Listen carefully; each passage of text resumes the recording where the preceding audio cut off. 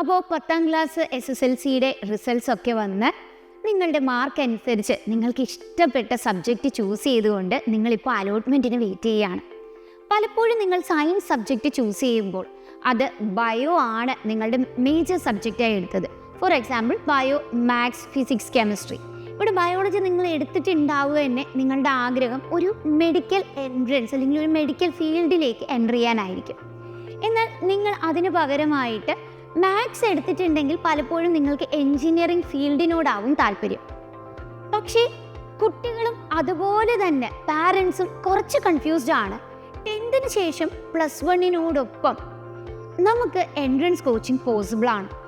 കാരണം പലപ്പോഴും സ്റ്റേറ്റ് ബോർഡിൽ പഠിക്കുമ്പോൾ മക്കളുടെയും അതുപോലെ തന്നെ പാരൻസിൻ്റെയും ഒരു തെറ്റായ ധാരണ ഈ സ്റ്റേറ്റ് ബോർഡിൻ്റെ സിലബസും നമ്മുടെ എൻട്രൻസിൻ്റെ സിലബസും എൻറ്റയർലി ഡിഫറെൻ്റ് ആണ്. അതുകൊണ്ട് തന്നെ സ്റ്റേറ്റ് സ്കൂളുകളിൽ പഠിച്ചുകൊണ്ട് നമുക്ക് എൻട്രൻസ് പ്രിപ്പയർ ചെയ്യാനാകില്ല. അങ്ങനെ പ്രിപ്പയർ ചെയ്യണമെങ്കിൽ തന്നെ അത് കുട്ടികൾക്കൊരു ഓവർ സ്ട്രെസ് ആവും. അങ്ങനെ കുട്ടികൾ +1 പഠിക്കുന്നു, അതിനോടൊപ്പം അവർ ഓരോ സബ്ജക്റ്റിനും ഇൻഡിവിജ്വൽ ട്യൂഷന് പോകുന്നു. ഇത് കഴിഞ്ഞ് +1 +2 ശേഷം 1 ഇയർ ഡ്രോപ്പ് എടുത്തായിരിക്കും എൻട്രൻസിന് പഠിക്കാൻ പ്ലാൻ ചെയ്തിട്ടുള്ളത്, അല്ലേ? ഇങ്ങനെ ഒരുപാട് പേരെ ഞാൻ കണ്ടിട്ടുള്ളത്.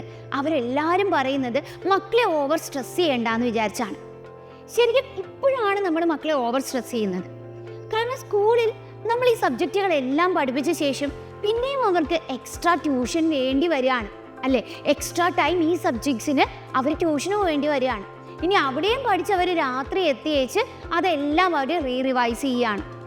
ഇതൊക്കെ കഴിഞ്ഞ് +2 ബോർഡ് എക്സാമിന് ഒരു ഉന്നതമായ മാർക്ക് വാങ്ങിച്ചു എന്ന് തന്നെ വിചാരിക്കുക. 90% അല്ലെങ്കിൽ ഫുൾ A+ വാങ്ങിച്ചു എന്ന് വിചാരിക്കുക. അതിനുശേഷവും they won't actually crack their NEET on the first turn.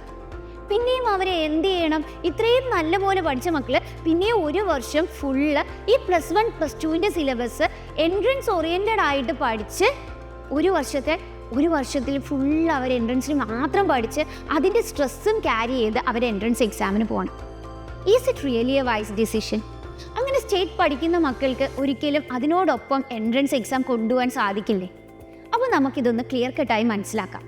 The first and foremost thing is, നമ്മൾ സ്റ്റേറ്റ് സിലബസിലെ +1 +2 പഠിക്കുന്ന ടെക്സ്റ്റുകളാണ് SCERT ടെസ്റ്റുകൾ. ഈ ടെസ്റ്റുകൾ നിങ്ങൾ ഒരു പ്രാവശ്യമെങ്കിലും ഒരു NCERT ടെക്സ്റ്റിനെ എടുത്തു വെച്ച് ഒന്ന് കമ്പയർ ചെയ്ത് നോക്കുക. They are almost similar text. ഇവർ പഠിക്കുന്നത് ഓൾമോസ്റ്റ് സിമിലർ സിലബസാണ്. ചാപ്റ്റേഴ്സിൽ വ്യത്യാസമില്ല, സിലബസിൽ വ്യത്യാസമില്ല. ആകെ എഴുതാൻ പോകുന്ന ബോർഡ് എക്സാമുകളുടെ പാറ്റേണിലാണ് വ്യത്യാസം. എന്നാൽ ഈ മക്കൾ എൻട്രൻസ് ഇതിനോടൊപ്പം പഠിച്ചാൽ ശരിക്കും ഇതൊരു ഡിസഡ്വാൻറ്റേജ് ആവുന്നു? ഒരിക്കലുമില്ല. This is going to be a big advantage. കാരണം പലപ്പോഴും സ്കൂളുകളിൽ ഇവർ പഠിച്ച ശേഷം ഇവർ ട്യൂഷന് പോവേണ്ടി വന്നിരുന്നത് ഈ സ്കൂളിൽ പഠിച്ചതിൻ്റെ ബേസിക്സ് അത്രയധികം സ്ട്രോങ് അല്ലാത്തതുകൊണ്ടാണ്. അപ്പോൾ സ്കൂളിൽ തന്നെ വളരെ സ്ട്രോങ് ആയി ബേസിക്സ് പഠിക്കാൻ പറ്റിയാലോ അവർക്ക് പിന്നെ എക്സ്ട്രാ ട്യൂഷന് പോകണ്ടല്ലേ? ആ ടൈം സേവ് ചെയ്തുകൊണ്ട് അവർക്ക് എൻട്രൻസ് എക്സാമിന് ഫോക്കസ് ചെയ്യാം. ഇതാണ് സൈലത്തിൻ്റെ സ്റ്റേറ്റ് സ്കൂളുകളിലുള്ള ഇൻ്റഗ്രേറ്റഡ് സ്കൂളിംഗ് പ്രോഗ്രാം പ്ലാൻ ചെയ്യുന്നത്. യെസ്, സ്കൂളിൽ വന്ന് +1 +2 സ്റ്റേറ്റ് ബോർഡിൽ പഠിക്കുന്ന മക്കൾക്ക് അതിനോടൊപ്പം തന്നെ അടിപൊളിയായി എൻട്രൻസ് എക്സാമിനും പ്രിപ്പയർ ചെയ്യാം. ഇത് നിങ്ങൾ ഒരു ബയോ സ്ട്രീം എടുത്ത മക്കളാണെങ്കിൽ നീറ്റ് എൻട്രൻസ് എക്സാംസിന് പ്രിപ്പയർ ചെയ്യാം. ഇനി നിങ്ങളൊരു മാത്സ് സ്ട്രീം എടുത്ത മക്കളാണെങ്കിൽ നിങ്ങൾക്ക് JEE എൻട്രൻസ് എക്സാംസിന് പ്രിപ്പയർ ചെയ്യാം. And without any further tuition. കാരണം ഇവിടെ നിങ്ങൾക്ക് എന്ത് ഡൗട്ട് വന്നാലും സൈലത്തിൻ്റെ ടീച്ചേഴ്സ് നിങ്ങൾക്ക് നിങ്ങളുടെ ഹോസ്റ്റലിൽ വന്ന് ഡൗട്ട് ക്ലിയർ ചെയ്ത് നൽകുന്നതാണ്. So you don't have to go for an extra tuition, don't have to take an extra effort. With the same effort you are actually going to crack 2 exams. അപ്പോൾ ഇതല്ലേ നമുക്ക് വേണ്ടത്? ആണല്ലേ? അപ്പോൾ ഇനിയും നിങ്ങൾ സംശയിച്ചിരിക്കേണ്ട, സൈലത്തിൻ്റെ ഇൻ്റഗ്രേറ്റഡ് സ്കൂൾ പ്രോഗ്രാം ഇനി സ്റ്റേറ്റ് സ്കൂളുകളിലേക്കും എത്തുകയാണ്. ആൻഡ് ഫോർ വിച്ച് നമ്മളൊരു എൻട്രൻസ് എക്സാം കണ്ടക്ട് ചെയ്യാൻ പോവുകയാണ്. ഈ വരുന്ന 28-നാണ് നമ്മുടെ നെക്സ്റ്റ് എക്സാം വരിക. അതും എക്സ്ക്ലൂസീവ്ലി നമ്മുടെ സ്റ്റേറ്റ് ബോർഡിലെ മക്കൾക്ക് വേണ്ടിയാണ്. അപ്പോൾ നിങ്ങൾക്ക് എല്ലാവർക്കും ഈ ഒരു നെക്സ്റ്റ് എക്സാം അറ്റൻഡ് ചെയ്യാം. ഇതൊരു MCQ ബേസ്ഡ് എക്സാം ആണ്, just like neat or JEE. ഇതിൻ്റെ സിലബസ് വരിക നിങ്ങൾ 8, 9, 10 ക്ലാസ്സുകളിൽ പഠിച്ച അതേ സിലബസ് ആണ്.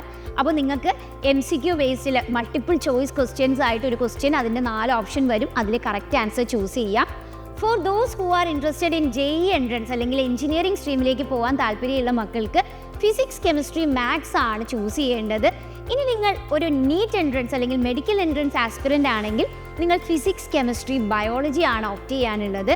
അപ്പോൾ ആരും തന്നെ ഈ ഒരു ഗോൾഡൻ ഓപ്പർച്യൂണിറ്റി മിസ്സാക്കരുത്. കാരണം ഈ ഒരു സ്കോളർഷിപ്പ് പ്രോഗ്രാം വഴി 100% സ്കോളർഷിപ്പോടുകൂടി നിങ്ങളുടെ മാർക്ക് അനുസരിച്ച് നിങ്ങൾക്ക് എന്ത് ചെയ്യാൻ പറ്റും, നമ്മുടെ സൈലം ഇൻ്റർഗ്രേറ്റഡ് സ്കൂളിൽ ഫ്രീ ആയി പഠിക്കാനുള്ള ഓപ്പർച്യൂണിറ്റി കിട്ടാൻ പോവുകയാണ്. So don't miss this part, go for the exam. ഇതുവരെ നിങ്ങൾ രജിസ്റ്റർ ചെയ്തില്ല എങ്കിൽ ഈ ഒരു QR കോഡ് സ്കാൻ ചെയ്യുക, ഇപ്പോൾ തന്നെ രജിസ്റ്റർ ചെയ്യുക. See you there, by.